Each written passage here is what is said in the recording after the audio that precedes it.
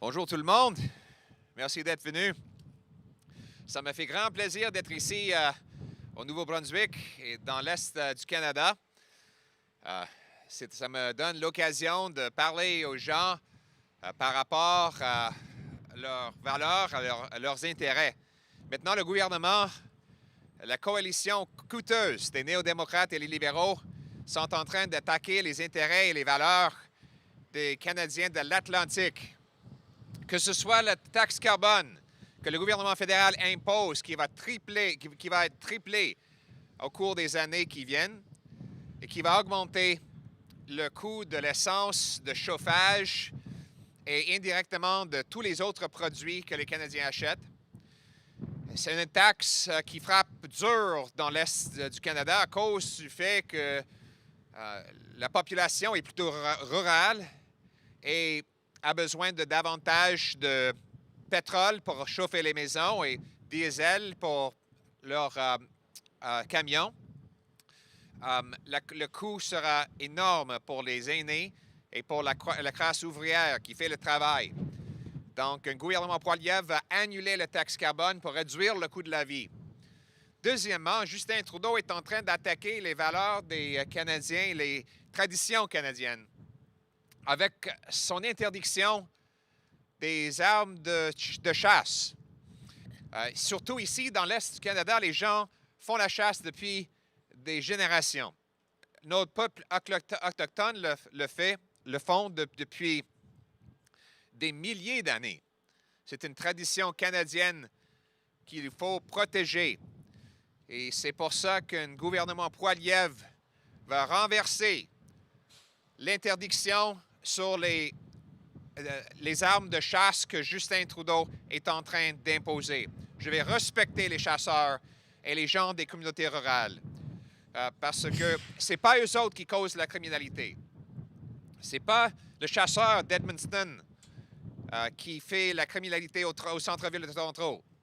À Toronto, le problème, c'est les armes qui sont trafiquées à travers la frontière illégalement et non pas les armes qui sont légalement achetées par quelqu'un qui a un permis, qui est formé et qui a été vérifié déjà par la GRC. Donc, moi, je vais respecter les propriétaires d'armes de chasse et je vais renverser cette interdiction. Je suis ici pour défendre les intérêts des gens dans cette belle région et ça m'a fait plaisir d'être ici aussi à prendre une bière. Encore, le gouvernement est en train d'augmenter les taxes sur la bière pour rendre ça plus cher aux Canadiens de boire une bière et ça va nuire aussi les 20 000 travailleurs dans l'industrie. Donc, le gouvernement Poilievre va arrêter toutes les augmentations de taxes pour rendre la vie plus abordable pour tous les Canadiens, y compris les gens de l'Atlantique. Thank you very much for being here today. It's a great honor to be out in New Brunswick with my friend John Williamson from the nearby riding, and he and I and a number of the other Conservative MPs in the region have been listening to the people, and what we found is that the way of life of Atlantic Canadians is under attack by this costly coalition of NDP and Liberals. First, there's a carbon tax imposed by Ottawa, driving up the cost of home heating, gas, diesel, and everything else that has to be shipped. And Trudeau and the NDP want to triple that tax. Can you imagine, with the cost of living crisis, any worse time to increase a tax on people's cost of living? Instead, we should cancel that tax and instead incentivize technology to fight climate change and protect our Earth. Then there's Trudeau's ban on hunting rifles. We know that 80% of the guns used in crime actually come trafficked from the United States and are used by illegal gangsters and gun runners. They are not the guns that are owned by lawful, licensed, trained, and tested hunters. It's not the hunter in Grand Falls that is shooting up downtown Toronto. It's the gangster who does repeated offenses and gets out through the revolving door. So a Poilievre government, I'm announcing today, We'll reverse Justin Trudeau's ban on hunting rifles and shotguns and respect the rural and hunting way of life. I'll also respect First Nations, who are unanimously opposed to this hunting rifle ban. Recently, the Assembly of First Nations even said that this ban could be a violation of First Nations treaty rights, and I agree, and I will never allow that to happen. Finally, we're here to enjoy a beer. A favorite pastime for all Canadians, but one that's about to get more expensive as the Liberals are planning to raise the excise tax on alcohol by another 6%. So if the carbon tax is enough to drive you to drink, well, you'll pay more tax when you do that too.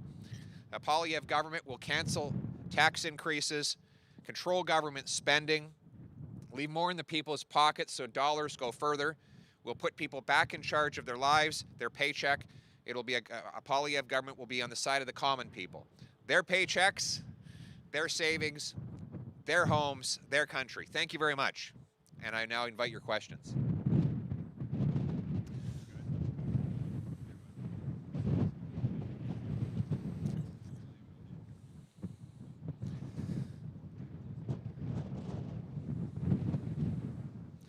You might need to go over to the mic because this wind is going to make it hard for me to hear otherwise.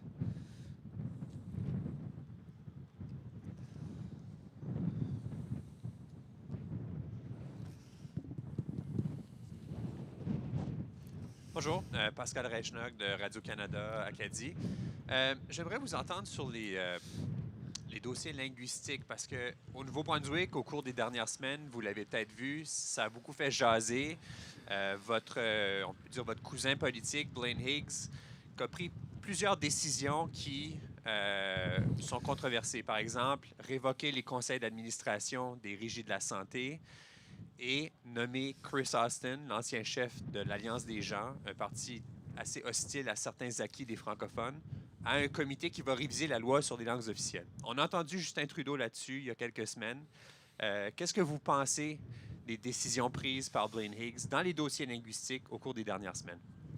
Mais je ne suis pas au courant de tous les changements proposés, mais ce que je peux vous dire, c'est qu'il nous faut de l'éducation en français. Parce que quand j'étais jeune à Calgary, mon père, il était un enseignant en français. Et j'ai vu qu'il n'y avait pas beaucoup de disponibilité pour les jeunes Albertains d'avoir une éducation francophone.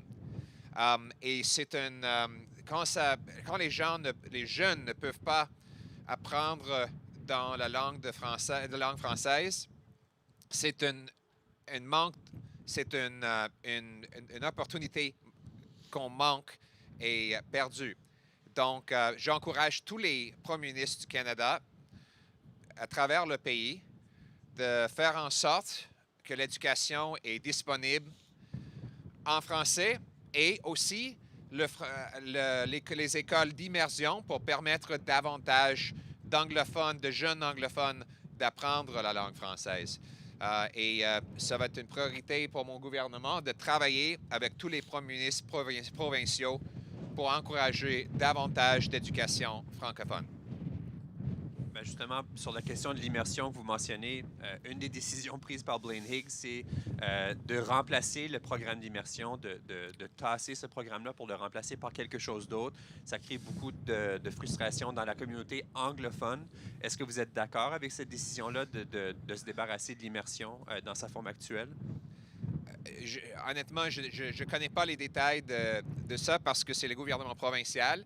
Mais j'encourage tous les premiers ministres provinciaux à travers le pays de rendre l'éducation francophone et d'immersion disponible à tous les jeunes Canadiens parce que c'est un énorme atout pour une jeune, que ce soit une jeune anglophone ou une jeune francophone, d'avoir une éducation en français. Hi there, Mr. Poilievre. Brad Perry with Acadia Broadcasting. obviously healthcare in this country is in a crisis situation. It has been. It's something that's been going on for a number of years now.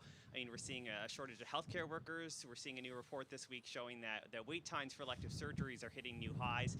If you were Prime Minister right now, what would you do from both a federal level to help with that and then also to help provinces deal with that? First, I'd sit down with the premiers to talk about how we can work together to get healthcare improved. We can't have this top-down, Ottawa knows best approach is not working. Trudeau's been in power for 7 years now, and healthcare has never been worse in this country because he's trying to impose everything from the top. Second, we saw last week stats from Statistics Canada. It showed that less than 50% of healthcare workers from other parts of the world who've immigrated here are actually able to work in the system. So we have these thousands of nurses and doctors that we bring here as immigrants that could be helping and want to help, but they're blocked by gatekeepers from getting their medical licenses. Now, many of them have practiced in equally advanced countries. The work that you do in a hospital in another part of the world is very similar to what you do in a hospital here because we all have the same physiology. So we need to accelerate licensing for internationally trained immigrant nurses and doctors. Here's my plan.